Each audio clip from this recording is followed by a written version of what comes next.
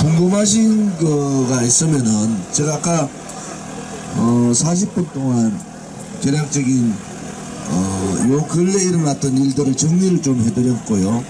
앞으로 상황까지도 정리를 해드렸는데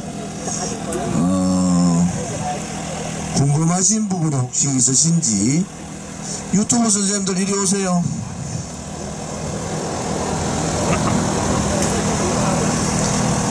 지금은 허심탄회하게 그냥 궁금하신 부분 있으시면은 질문하시면은 제가 아는 한도 내에서 뭐 당의 극비가 아닌 상황에서는 제가 말씀을 다 해드릴게요. 자, 지금 제 소리가 들립니까? 저쪽에 이쪽으로 더 가져오세요. 잘 들려요.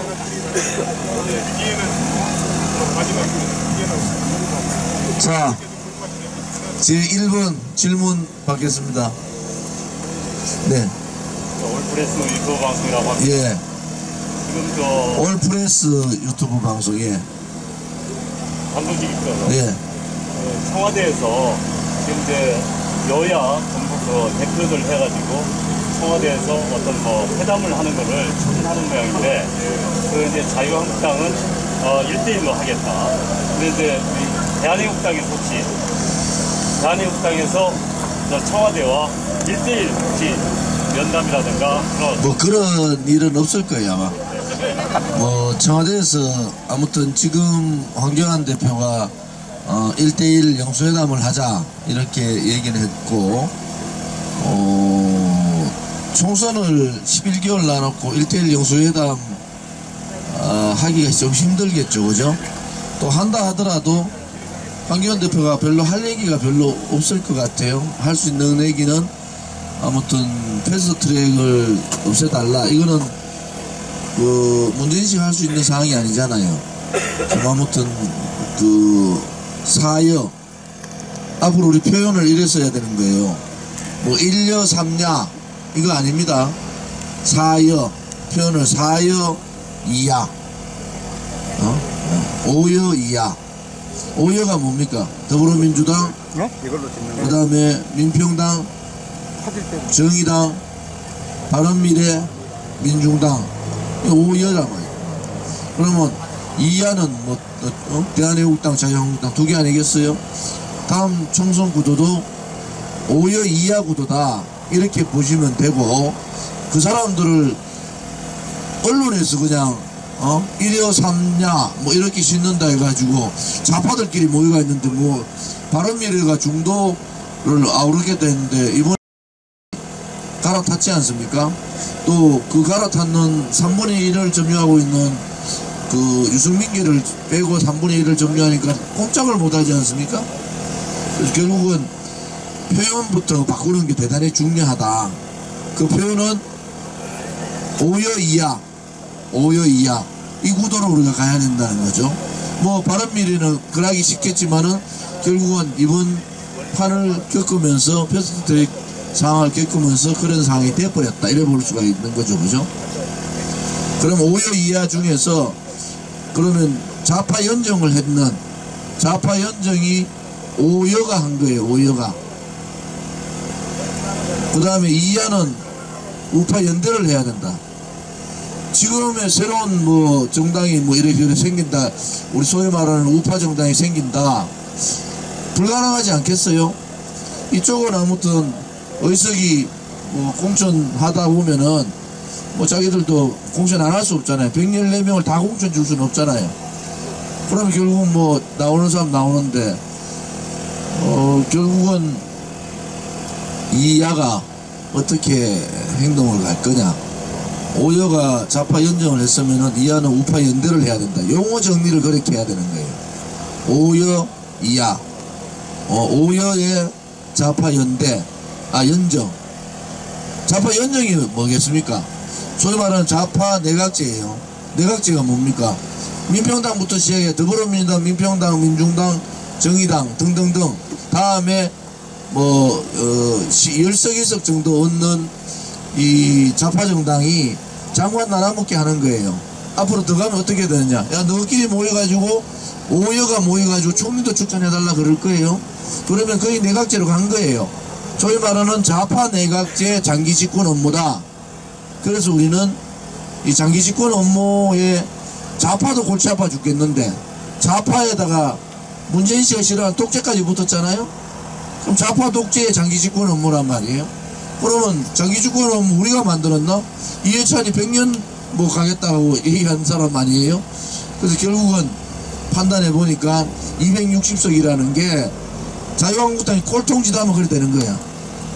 자유한국당이 지금 11개월 남았는데 지금도 아직도 대한애국당하고 대한애국당을 어떻게 하면 죽일까 그런 생각하면은 이해찬 술수에 넘어간다.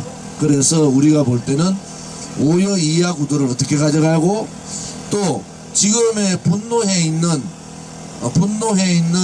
20%의 우파 국민을 어떤 식으로 통합으로 해가지고 선거장에 나오게 할 거냐. 선거를 여러분도 지금 선거 투표율이 50% 55% 그 상관 아닙니까? 그죠?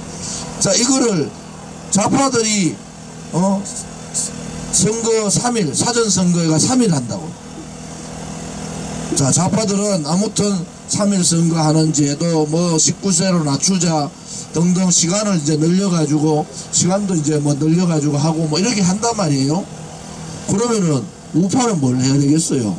우파는 집에서 걱정은 하는데 투표장에 안 나오는 사람을 어떤 식으로 해서라도 10%를 투표장에 나오게 해서 그것이 바로 박근혜 대통령께서 얻는 52% 플러스 알파까지 가야 된다. 그러면은 판은 바꿔지는 겁니다. 그죠?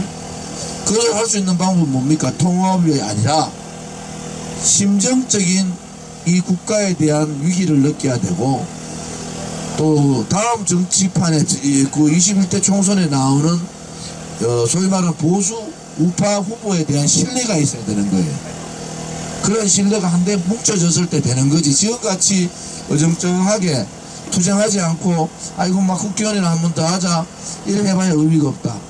그래서 우리가 할 수 있는 것은 대한애국당이 바깥에서 지속적인 공격을 더 공격이라는 공격 자유한국당을 무너뜨리는 공격이 아니라니까요. 자유한국당이 인적 쇄신도 하고 변화도 하고 정책도 개혁적인 정책을 가져오고 그 다음에 혁신할 수 있는 그러한 시스템을 만들어주는 것이 이번 올해까지입니다. 왜냐 그러면은 내년 1월 달부터 예비후보 등록이 돼요. 그러면 4월 15일 날이 선거인가 그럴 거예요. 그죠? 4월 15일 마이너스 100일을 따져보세요. 그러면 3월 15일, 2월 15일, 1월 15일이 90일 아닙니까? 1월 5일부터, 그러니까 6일부터 하면은 예비후보 등록을 한다니까요. 그러면 판은 어떻게 해야 되겠어요? 예비후보 등록 전에 뭔가 판이 정리가 돼야 된다고.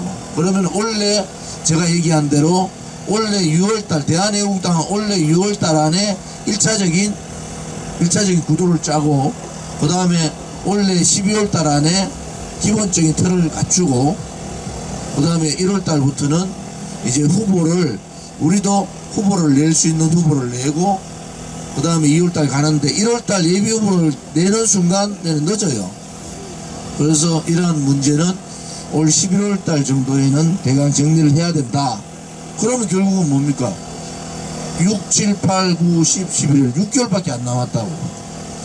6개월 남았는데 아직도 통합 얘기를 하고 아직도 자유한국당 안에서 대한애국당 형님 12월달까지 기다렸다가 통합하면 어떻으면 그래 내가 불러서 어이 이 통합하면은 너 다 얻어봐야 120석이야 이 사람아.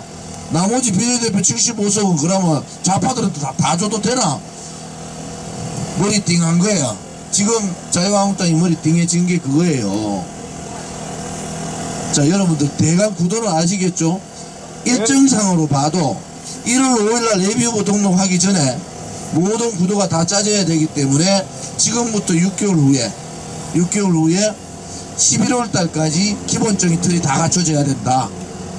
그러면은 저희들이 얘기하는 그런 소위 말하는 보수 우파의 대연대에 걸림돌이 될 수 있는 요소들은 다 그 전에 정리를 하자 이런 얘기입니다. 자, 두 번째 질문 보겠습니다. 답이 됐죠? 제가 질문하겠습니다. 네. 제가 조금 전에 대한민국 아주 언론계 중에 한 분한테 연락을 받았는데 우리 70년 역사에서 가장 훌륭한 대중연설가라고 하게 되면은 신익기 선생을 뽑았는데 요즘 와서 우리 조은진 대표의 그 연설을 들어보니까 신익기 선생을 능가하는 대한민국 정치사의 아주 독보적인 최고의 연설가로 극찬하지 않을 수 없다라는 그런 말씀을 해주셨습니다. 그런 얘기를 한 말씀 해주시죠. 뭐야? 아무튼 여러분이 보지 않을 때 공부 열심히 합니다. 원고가 없는 거는 여러분 잘 아실 거고, 원래 제가 39살 때 첫 출마할 때부터 원고가 없이 했어요. 목소리가 그때는 제가 대구서 무소속으로 첫 출마했는데 그때 대통령이 김대중, 야당 총재가 이해창, 정말 어느 정도로 제가 깎겠습니까? 이 두 사람에 대해서. 그래서 첫 출마했을 때 39살 때 그때는 운동장에 몇천 명 모이고 하잖아요. 다 동원하잖아요. 저 뭐 동원할 돈도 없으니까 첫날 뽑았는데 제가 운 좋게 뭐 1번인가 2번인가 뽑았는가 그래요. 아무튼 다 봤잖아요. 그 다음 연설부터는 연설 들으러 왔어요. 근데 중요한 거는 뭐냐, 여러분들이 제 연설만 듣지 말고 제가 토론했는 내용들을 좀 보시고, 그리고 또 국감이라든지 청문회라든지 이런 제가 했던 상황들을 쭉 보시면은 저 조은진이라는 사람이 어떤 사람인가. 결국은 뭐겠어요? 총선도 이제 당의 주자들이 나가가지고 이제 토론도 해야 될 거 아닙니까? 또 대국민 설득도 해야 되잖아요. 대국민 설득을 하는데 단상에 같이 과음 지를 수 없잖아요. 조곤조곤하게 설득하고 논리적으로 얘기를 하고 또 국민들의 감동을 줘야 되지 않습니까? 그것은 기본적인 바탕이 돼야 된다. 요즘 여러분들 잘 모르시지만은 우리 203040 우리 당의 보배와 같은 젊은 친구들하고 토요일날 오전 10시부터 1시간 반 정책 토론을 합니다. 전략 회의를. 왜? 저도 이제 60이잖아요. 그러니까 제가 생각하지 못하는 부분을 가지고 있는 우리 한근영 최고라든지 최지민 양이라든지 또 뭐 진순정 대변인 뭐 이런 사람들이 뭐 박근희, 김경희 뭐 등등등 이렇게 다 모여요. 우리 박태우 총장은 업적으로 참석을 하는데 1시간 반 동안 많은 얘기들을 합니다.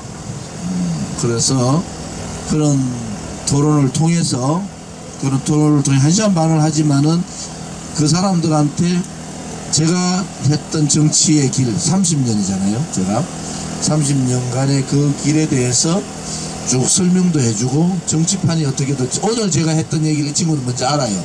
제가 설명을 다 해줬어요. 이런 상황으로 전개가 되고 앞으로 이런 일들이 일어날 거다. 뭐 그런 얘기가 있고, 박근혜 대통령이 언제 나올 거냐 뭐 그런 얘기들도 나오는데, 저는 세 가지 케이스예요. 세 가지 케이스. 아무튼 5월 달에 어떤 사항이 전개될 것 같아요. 그런 케이스가 하나가 있고, 지난번에 했던 뭐 그런 케이스 하나 있고, 두 번째는 자유한국당하고 더불어민주당의 지금 이 패스트트랙이 어떻게 가느냐가 상당히 좀 중요하다. 그럼 참 패스트트랙은 제가 얘기한 11월 달 정도 되면 대강 결정이 납니다. 그러면은 12월 예산 12월 12일 전에 패스트트랙은 대강 끝난다고 보시면 됩니다. 끝난다고 보시면은. 근데 결국은 그것이 지금 벌써 박지원 씨는 박지원 의원 벌써 군불 태우잖아요. 의석을 늘려야 된다 이렇게 하는데 28석 줄이기가 쉽지 않아요. 쉽지 않더라고. 그런데 야당 혹은 여당 한쪽만 요거들을 모으면은 절대로 안 줄이죠. 선거 나놓고 요런 것은 의석을 늘리는 데 대해서는 여야가 이견이 없는 거야. 그 여야가 한번 요거도 먹고 끝낼 수도 있다는 거지, 그죠? 이제 그렇게 되면은 어느 쪽에 유불리한가 이런 판단을 해보면은 자유한국당에 아주 불리한 상황이 됩니다. 의석을 330석을 늘리게 되면은 그거 분석도 아직 못했을 수도 있어요, 자유한국당이. 그런데 우리가 시뮬레이션을 대강 해보니까 의석을 늘리면은 대단히 불리한 구조로 갈 수가 있다. 뭐 그래 되면은 전직 의원들은 좋아요. 왜? 인적 쇄신 안 해도 되잖아요. 근데 그래 되면은 우파는 대단히 힘들어진다. 그 계략에 오늘 방송이 자유한국당 누가 듣겠지? 그 계략에 넘어가지 마라. 그러면은 대단히 어려워진다. 패스트트랙이 통과되더라도 의석 늘리는 구도로 가는 순간에 자유한국당은 정말 어려운 구도로 간다. 제3당으로 떨어질 확률이 대단히 높습니다. 그 판단까지 저는 보고 있어요. 그 다음에 박근혜 대통령이 이제 두 번째 케이스가 지금 패스트트랙의 전국의 문제고, 세 번째가 뭐 여러분들 다 알다시피 문재인 씨의 지지율, 또 자유한국당과 더불어민주당의 지지율과 거의 맞물려 있을 수도 있는데, 뭐 우파도 바보입니까? 그렇지 않습니다. 그래서 제가 말씀드리는 것은 첫째, 대한민국당이 가장 유리한 연동형 비례대표자라고 얘기하지만은 그것은 좌파 연정을 통한 좌파 장기집권, 좌파 독재 장기집권 업무이기 때문에 우리는 연동제를 적극적으로 반대합니다. 여러분 그래 아시면 돼요. 공수처법은 공무원들 며칠 전에 그 누구죠? 이인영하고 그 사회수석인가? 그 같이 얘기하다가 마이크가 안 켜진데 해놓고요. 거기는 공무원들을 완전 도둑놈 취급하잖아요. 거기는 청와대에서 공무원들 기강 잡기 힘들면은 국회로 보내라. 왜 국회에서야 뭐 국회에서 맨날 불러나가지고 막 까면은 공무원들 힘드니까 그건 너무 속 보이는 거 아니야. 그러면은 소위 말하는 자기 생각과 같은 캠코드를 넘어서는 거예요. 캠프코드, 그 다음에 더불어민주당 이거잖아요. 거기다가 색깔이 하나 더 있는 거예요. 색깔이 앞에는 뭐가 붙으면 전라도가 하나 더 붙고 전 캠코드 컬러가 또 붙어요. 색깔만 빨가면 다 오케이, 색깔이 안 빨으면 노, 이래 되는 구도가 돼버렸잖아요. 그래서 2년차 이상 지나고 나면은 네임덕 현상이 오잖아요. 요즘 네임덕보다 더 심한 게 뭔지 아시죠? 네임덕이라는 것은 소위 말하는 우리 진아씨 영어 잘하시잖아요. 좀 이렇게 기뚱기뚱 한다는 거예요, 그죠? 좀 덕 중에서도 오리가 좀 이렇게 좀 저런발이 오리다 이래 보시면 돼요. 그런데 지금 이 상황은 네임덕 현상하고 또 다른 현상이에요. 그것은 뭐냐 그러면 데드덕이라고 합니다. 데드덕, 죽은 오리라는 거예요. 지금 자기들끼리 앉아가 청와대 수석하고 원내대표가 앉아가지고 야 4년차 같아 이런 얘기를 한다는 것은 이 정권이 벌써 무너졌다는 얘기하고 똑같은 거 아니겠어요? 그게 자기들끼리 해야 되는 얘기인데 그게 마이크 틀어놓고 그게 나왔단 말이에요. 그러니까 거기에 받아가지고 정치학 용어가 데드덕이라는 게 있습니다. 레임덕이 있듯이 데드덕이라는 게 있어요. 그러면 정치학적으로 정치학자들은 대가 이거는 데드덕 현상이라고 얘기를 합니다. 용어 하나 더 나온 거예요. 레임덕이 아니다, 데드덕 현상이다, 이렇게 나오는데 거기는 조기 데드덕 현상이 와버렸다. 데드덕 현상은 언제 나오느냐? 4년차 6개월 남겨놓고 나와요. 그런데 이거는 2년 지나가지고 자기들끼리 얘기해서 그 얘기가 나와버렸다는 거지. 그래서 그런 상황을 우리는 좀 더 예의주시해보자, 그죠? 자, 그런 현상들이 맞물려 가지고 박근혜 대통령을 저기 있죠. 지금 6월 7월 대법원 33년 중에서 2년 선거법 빼고 25년 6년이잖아요. 25년에 대한 가장 큰 게 6월 정도에 대법원 판결이 나온다고요. 6월 정도에. 그러면 7, 8월 넘어가기 전에 7월 정도에 그 5년짜리 판결이 대법원까지 갈 가능성이 되게 높다고. 그러면 법적인 판결은 다 받은 거예요. 그러면은 지금의 여러 가지 상황들이 다 고려를 해서 대통령을 어떻게 할 거냐. 근데 뭐 혹자들은 이렇게 하잖아요. 지금 선거법도 모르는 사람들이 앉아있다가 야, 박근혜 대통령 나오면은 자유한국당하고 대한민국당 완전히 이제 분열대가 끝난다 이렇게 생각하시는 분은 있는데, 박근혜 대통령님은 분열주의자가 아닙니다. 저가 배신을 한 거지 박근혜 대통령이 분열한 게 아니에요. 조원진이는 어떤 사람이다? 조원진이는 온건한 보수 우파의 사람이다. 예, 맞습니다. 자, 세 번째 질문해 주시죠. 전자개표기에 대한 생각은 어떻습니까? 전자개표기는 생각이 다르지만은 조금 저는 생각이 다른 부분이 있는데, 아무튼 사전선거제 3번 하잖아요. 그 다음에 해외 투표. 지금요 해외 동포들의 사전투표가 굉장히 높을 겁니다. 이번에 막 바깥에 있는 분들이 막 불불불 끓는 거예요. 우리 집회 가보면 저한테 제일 먼저 쫓아와가지고 막 하는 분들이, 어떤 분들이 나 캐나다에서 왔는데, 나 오스트레일리아에서 왔는데, 나 미국에서 왔는데, 나 일본에서 왔어요. 대한애국당이 거기서 인기가 최고라는 거야. 그런데 문제는 뭐냐, 사전선거, 그 다음에 우리 국내 국적을 가지고 있는 분들의 재외 국민투표, 이런 부분이 대단히 위험하다는 것은 우리가 좀 인지를 하고 있어야 되고, 거기에 대한 대책은 이제 경각심을 가지고 봐야 된다. 전자개표기 문제는 거기 예멘인가요? 예멘의 전자개표기 방식하고 우리는 전혀 다른 방식입니다. 그건 알고 계시죠? 예멘은 문맹률이 높아서 이 지문 전자 방식을 하기 때문에 처음부터 조작이 가능합니다. 그래서 예멘이나 유엔에서 또 우방국들이 거기에 대한 반기를 던지고, 우리 전자개표기는 그것이 아니고 개표 참관인들이 카운팅을 하고 그 카운팅을 다시 재점검하는 카운팅에 전자개표기를 하는 거예요. 숫자를 다시 확인하는 전자개표기이기 때문에 전자개표기의 내용이 좀 다르다. 그렇지만은 의도적으로, 만약에 지난번 같이 뭉태기표에 의혹이 있었잖아요. 투표 용지가 다르다.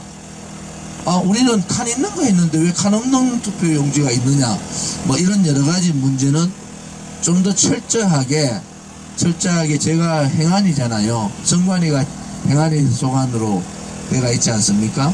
그래서 TF팀을 구성해서 그것을 막을 수 있는 길이 뭔가를 아주 면밀하게 제가 뭐라 그랬죠? 이하가 협의를 좀 해보겠다. 그래서 방법을 좀 찾겠다. 그런 말씀을 좀 드릴게요. 질문 하나 더 드리겠습니다. 질문의 다양성 돌아가면서 예. 이번 주 이제 토요일이면은 5월 18일인데요. 근데 이번에 이제 한 자유시민 단체에서 단체장 총장이 구속이 됐단 말입니다. 근데 이제 5.18 관련 유공자에 대해서 어떻게 생각하십니까? 아무튼 자유한국당한테 좀 얘기하고 싶은 게, 어떻게 자당의 선수들 아닙니까?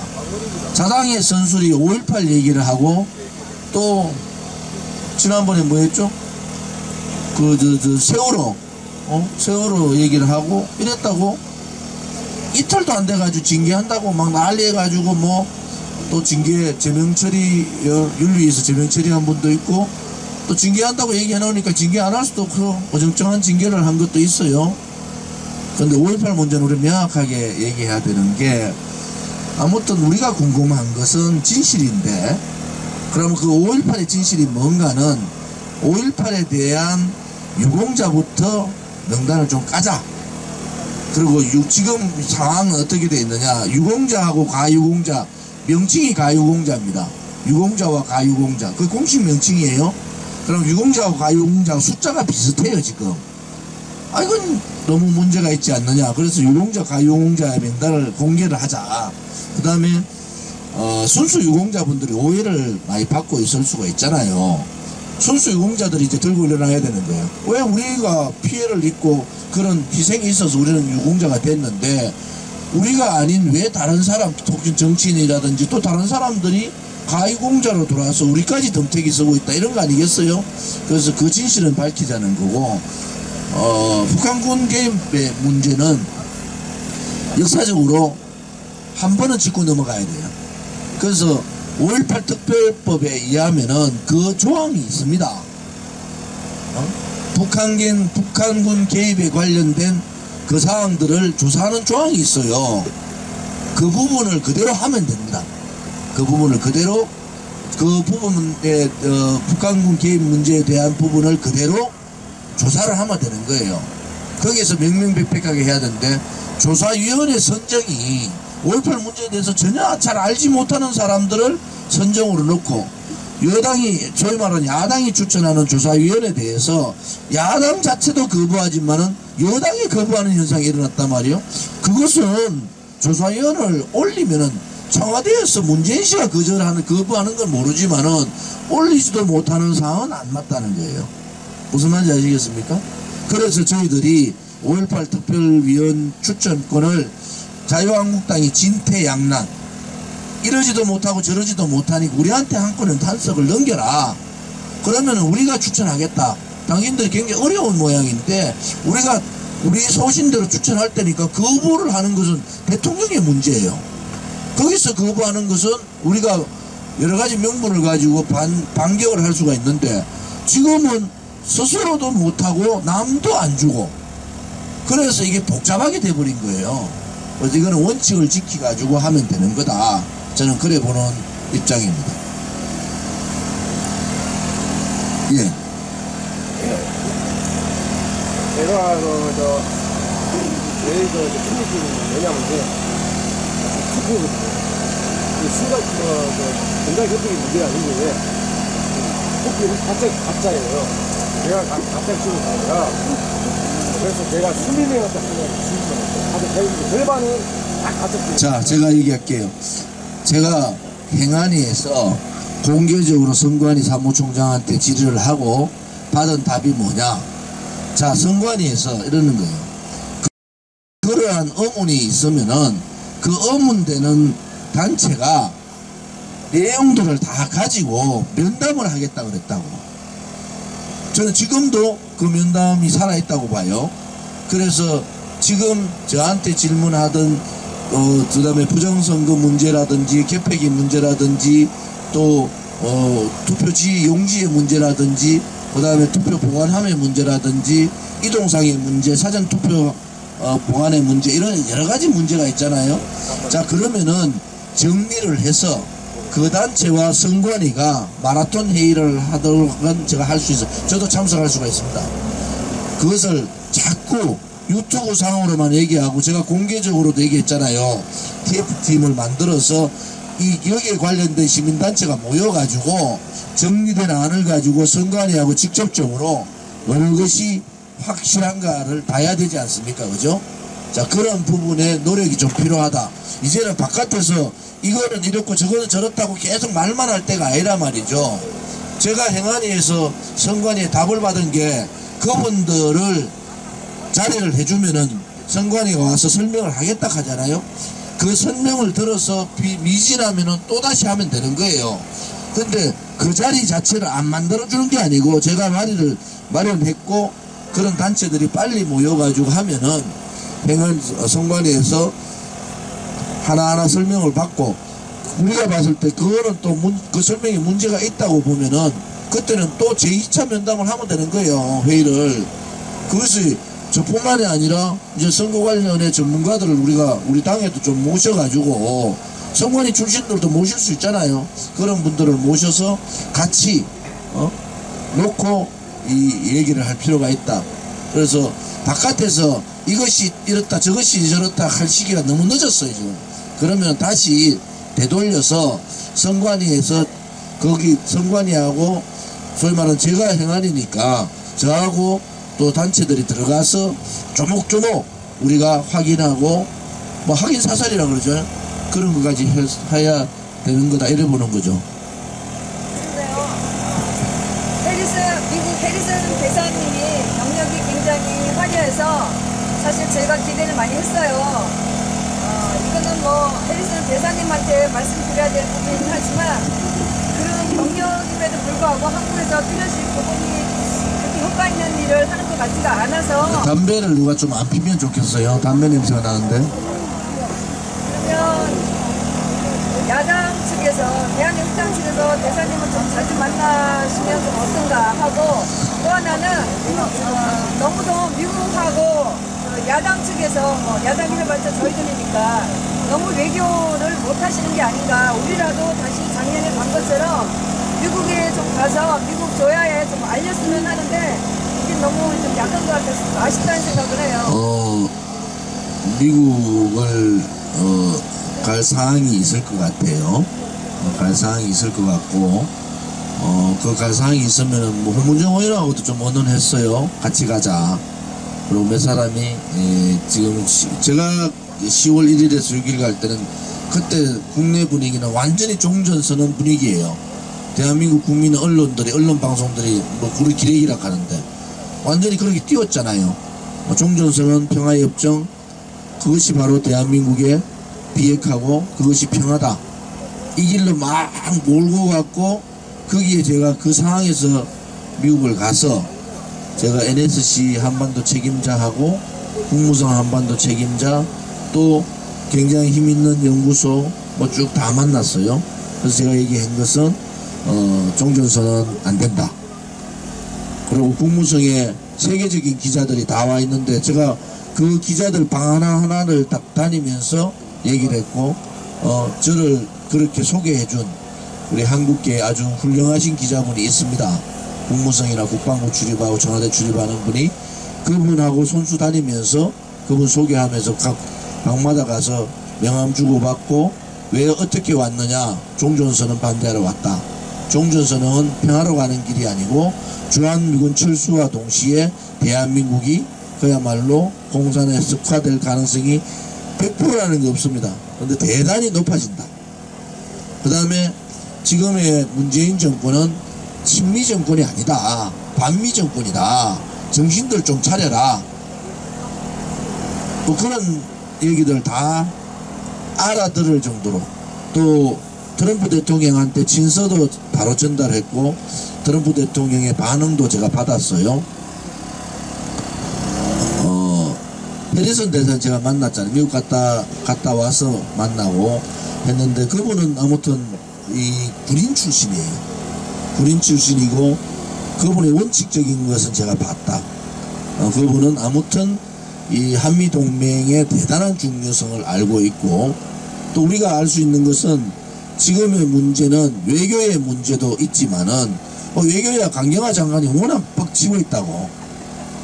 그러니까 이 강경화 장관이 계속 안 되는 문제를 계속 가면서 꼬이고 북한의 김용철이가 내쳤잖아요. 그러면 우리 그 오지랖 넓은 이 정부에서는 강경화를 취해야 됩니다. 새로운 외교의 판을 만들어야 되잖아요. 그런데 그렇게 하지 못하고 있다. 그것은 대한민국 외교의 굉장히 부백이다. 이렇게 볼 수가 있고 또 해리슨 대사의 한미동맹에 대한 그런 의지는 대단히 강하다. 또 지금에 있어서는 외교도 중요하지만 군사적인 문제가 대단히 중요하고 군사적인 한국에 있어서의 그분이 태평양 사령관 했지 않습니까? 그래서 전반적인 한국의 군사 문제 사항을 너무나 잘 알고 있다. 그래서 그런 부분에 있어서는 굉장히 장점을 가지고 있는 분이고 국회의원 한석밖에 없는 저지만은 그래도 만나서 대한애국당의 이 태극기 성조기 투쟁에 대한 인식을 제대로 갖고 계신 분이다. 단지 하나 좀 아쉬운 것은 문재인 정권이 대통령 선거를 통해서 선거의 절차를 해서 됐지만은 그 선거가 만들어진 과정, 소위 말하는 그들이 말하는 촛불혁명의 과정, 그 다음에 그 이후에 여러가지 과정을 봤을 때는 우리는 그런 인식이 소위 말하는 탄핵의 불법 탄핵, 거짓 탄핵에 대한 그러한 인식은 잘 이해를 못하고 좀 있다. 지금은 좀 달라졌을 거예요. 제가 만나는 시점에서는 그 부분에 있어서는 상당히 입장이 조금 차이가 있었어요. 근데 뭐 저는 해리슨 대사에 대한, 특히 미국의 뭐 해리슨 대사뿐만이 아니고 미국의 지금 존 볼턴이나 여러가지 그런 분들의 입장은 한반도에 지금의 굉장히 친북 정권이 들어왔지만은 우리가 기대를 좀 할 수 있는 그런 상황이다. 지난번 6.13 지방선거 전에 6.12 선거 전날 트럼프가 김정은 만나면서 90%의 좌파 정권이 지방 좌파 정권이 생긴 겁니다. 지방 좌파 정권이 90%, 교육감도 한 80% 가까이 되잖아요. 그런데 거기에서 내각제 얘기를 하는 사람은 머리가 빈 사람이에요. 거기에 내각제를 얘기하면은 좌파들 보고 아직도 4년 중에 3년이 남았잖아요. 이 사람들 아직 1년도 안 됐잖아요. 1년 됐나? 6월달이니까 1년도 안 됐잖아요. 아직 3년이 남았는 지방정부, 좌파 지방정부에 내각제 얘기를 한다? 그것은 약간 정신 나갔다는 그래 보는 거예요. 공부를 좀 해야 된다. 좌파 장기 집권의 밑바탕은 뭐겠습니까? 연동형 비례대표에 갈 길은 또 뭐겠어요? 연방제잖아요. 그 연방제를 가장 쉽게 할 수 있는 게 좌파 정권을 연장시켜주고 3년 동안 무슨 일이 벌어질지 모르는데 거기에 내각제 얘기를 하는 것은 첫 단추를 잘못 끼웠다는 거예요. 그래서 자유한국당은 더 이상 내각제, 물론 똑불 차였어요. 배신당했지. 그래도 다시는 내각제, 이 지방정부가 장악돼가 있고 지금 중앙정부의 인사권 뭐 뿐만이 아니고 뭐 나홀로 정치를 하는 거 아니겠어요? 거기에서 내각제 얘기를 하는 것은 대단히 무책임하다. 판도 대단히 못 보고 있다. 그것은 결국은 뭡니까? 대단히 무책임하고 판도 못 보고 상식적으로 도대체 이해가, 여기 있는 분이 상식적으로 이해가 안 되잖아요. 그런데 그 사람들이 왜 내각제 얘기를 하느냐? 자기 살아남기 위해서, 수도권에 있는 국회의원 스스로가 살아남기 위해서 하는 거기 때문에 아주 저급하다는 거예요. 아주 저질적이다는 거예요. 국가의 미래나 국가의 이 대한민국의 전망의 문제를 따지지 않고 좌파 정권하고 야합해서 내각제 문제를 거론한다는 것은 너무 저급한 정치고, 국회의원 한 번 더 한다고 100년을 삽니까? 200년을 삽니까? 그렇게 하시면 안 되는 겁니다.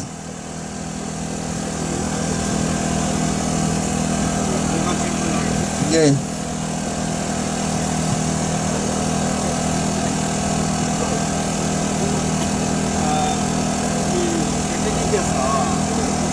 자한당 5분 이야기를 하셨거든요.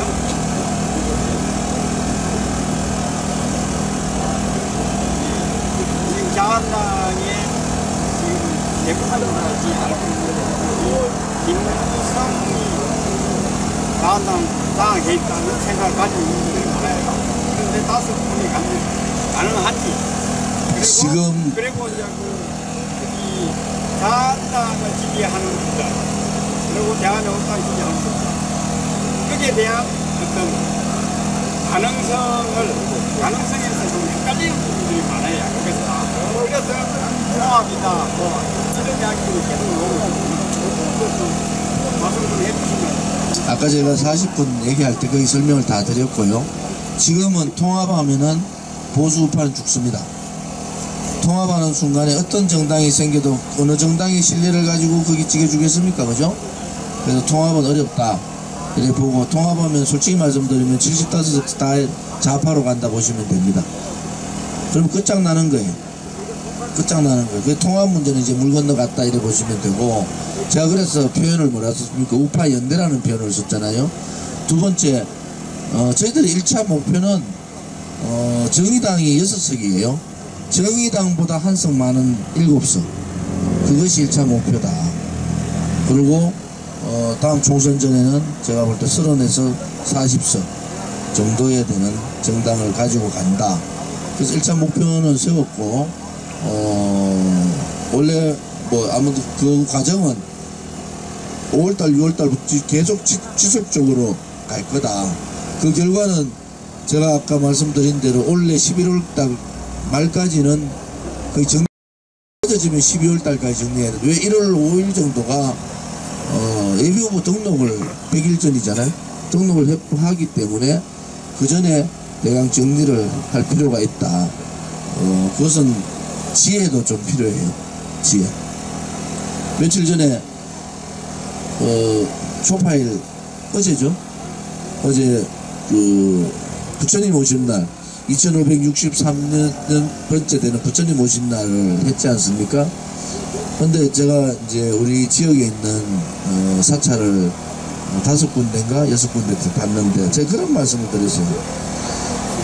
부처님이 아주 큰 스승이신데 부처님 그 법경에 소위 말하는 부처님 그 불경의 핵심 내용 중에 하나는 이런 내용이잖아요. 인간한테 108의 번뇌가 있다는 거예요. 108의 번뇌가 있는데 인간의 108의 번뇌를 그대로 108의 번뇌를 가지고 있으면 하루를 못 삽니다. 하루를. 그런데 부처님은 그 108의 번뇌를 이길 수 있는, 저는 뭐 기독교 신자라는 거 잘 아시잖아요. 그 불교 교리에 그런 말씀을 드리면 108의 번뇌를 이길 수 있는 지혜를 인간한테 줬다는 거예요. 그 지혜를 통해서 108의 번뇌를 이겨서 해탈의 경지로 가고 그것이 자신이 바로 부처다 하는 그런 기본적인 원리들이 있지 않습니까? 그래서 제가 볼 때는 우리한테 지금은 우리 보수 우파들한테 상당히 지혜가 필요하다. 이 문제를 푸는 지혜, 또 전략도 필요하다. 전략도 이제는 나 혼자 살아갈 수 있는 상황은 아닌 상황이 됐기 때문에 굉장히 그런 부분이 좀 필요하다는 말씀을 드리고, 우리 대한애국당의 전략가들이 꽤 있잖아요. 그리고 대한애국당하고 천만인문제석방본부에 또 경험을 많이 가지신 선배 대표님, 공동대표님들이 계시니까 우리가 일주일에 매주 이렇게 논의를 합니다. 여러분들 공개적인 회의하기 전에 월요일날 1시간 정도, 또 수요일은 30분 정도 이렇게 이슈에 대해서 회의를 하고 거기에서 모든 결정을 하기 때문에 좋은 지혜와 전략들이 나올 거다 이렇게 보고 있습니다. 얼마나 했죠 제가? 30분 했습니다. 20분 넘어갔습니다. 25분. 훨씬 넘어갔는데 아까 43분. 네, 사는 30분 넘었어요. 지금 몇 시인데? 지금 1시 10분입니다. 1시 10분입니다. 25분 했네요. 그러니까 25분 했더니. 35분 했네. 35분. 자, 마지막 질문 받고 마무리할게요. 네, 알겠습니다. 예. 저는 우연치 않은 계기 대체적으로 알고 오셔서 좀 얘기하십시오. 저는 우연치 않은 대한민국에 공을 남게 됐습니다. 저는 내가 100년을 내다볼 거라고 봅니다. 진정한 조 대표님은 대한학교에 언제까지 종속할 수 있을까? 대한애국당은 영원하죠. 언제까지거든요. 다음에 제가 말씀드리는 것은 여러분들이, 자, 우리가 이번에 뭐 교섭단체는 당연히 넘고 오죠. 나름대로 보수 우파 정당의 제1당 제2당 싸움으로 가겠죠. 두 번째 말씀드리면 그 다음은 뭡니까? 그 다음은 제1야당을 뛰어넘어야 되지 않겠어요? 그 다음에는 집권당으로 가야 되지 않겠습니까? 뭐 그런 과정들은 정치적인 변화가 국민들한테 얼마나 다가가느냐가 대단히 중요하다. 그래서 제가 이제 대한애국당을 모르는 국민들은 많이 없는데 좌파 언론들이나 또 우리를 음해하는 사람들이 대한애국당이 무슨 조원지 1인 정당이라고 얘기하고 그거는 이제 국회 들어오면 다 해결되는 거잖아. 그 다음에 대한애국당이 극우정당 아니 극우정당 아니라는 것도 언론 노출이 많이 되면은 국회의원들이 필요한 이유가 왜 있겠어요? 왜 제가 정의당보다 한 석 더 많아야 된다? 국회 선거법에 5석 이상에 대한 굉장한 세이브가 많습니다. 그래서 무조건 앞으로 토론해도 지금 토론 보십시오. 1여 그 다음에 2중대 3중대 4중대 오늘 민평당의 대표가 누가 됐죠, 그죠? 유성엽인가요? 그 사람이 이제 된 거 아닙니까? 그런데 그분이 말씀을 뭐라겠습니까? 이제는 더 이상 더불어민주당 2중대 안 하겠다 이렇게 얘기했어요. 그 얘기는 뭐냐, 지금까지 더불어민주당 2중대 한 거예요. 그러니까 저희들이 공개적으로 야 민평당 정의당 그 다음에 너그 바른미래는 아닌 줄 알았더니 바른미래까지 너그 2, 3, 4중대 다 했다 하는 거 아니겠어요? 자 이제 그렇게 정리를 하는 거예요. 4여 5여죠. 5여 2야 이런 구도로 좀 짜고 앞으로 5석이 대단히 중요하다. 우리가 그 과정에서 제가 선거에 35석이라고 얘기했잖아요. 30에서 40석. 그 전에 우리가 1차적인 목표가 정의당보다 한 석 더 많은 7석의 정당 구조를 가지는 게 대단히 필요하다. 그래서 제가 지난 보궐선거 마치고 여러분한테 선언한 것이 다시는 지는선거 안 하겠다. 제가 그렇게 선언을 했던 거예요. 그러니까 여러분들이 제가 저 혼자 한다고 되겠습니까?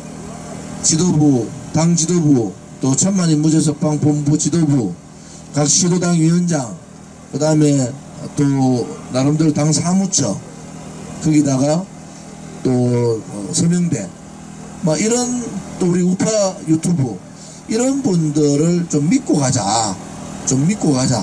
이제는 시간도 없어요. 싸울 시간도 없어. 제가 맨날 하는 소리가 뭡니까?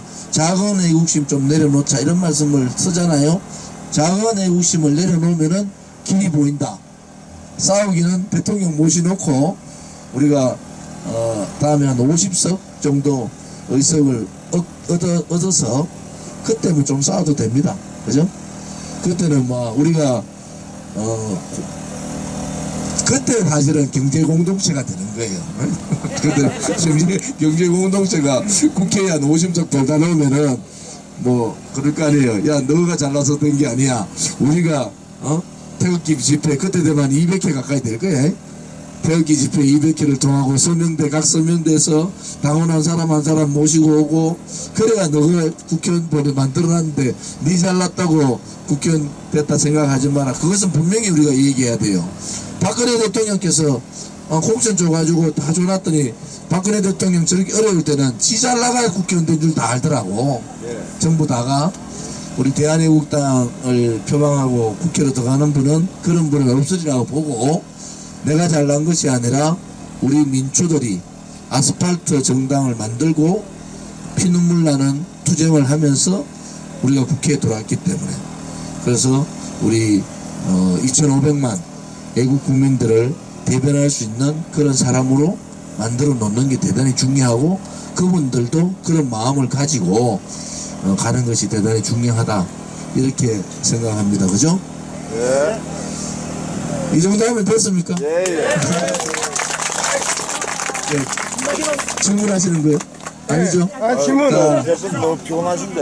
예. 대표님 많이 피곤하십니다. 이 문재인 정권이 미국하고 일본에 거의 노비가 통하지가 않는 것 같습니다. 그래서 박동선 코리아기 박동선 대사를 자, 그 정보를 듣고 있습니다. 그 정보는 뭐 오늘 여기서 얘기하기는 그렇고 나름대로 정보를 좀 종합해 보겠습니다. 그런데 대한애국당이 무서운 게요. 자유한국당보다 우리가 정보가 더 많은 것 같아요. 그래서 무서운 집단입니다.